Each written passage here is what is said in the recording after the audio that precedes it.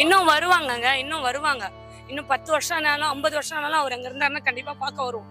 எனக்கே 100 வயசு ஆனாலும் நான் அவரை பார்க்க கண்டிப்பா இங்க வருவேன் நான். மக்கள் இவ்வளவு அன்பு வச்சிருக்காங்க அவர் மேல.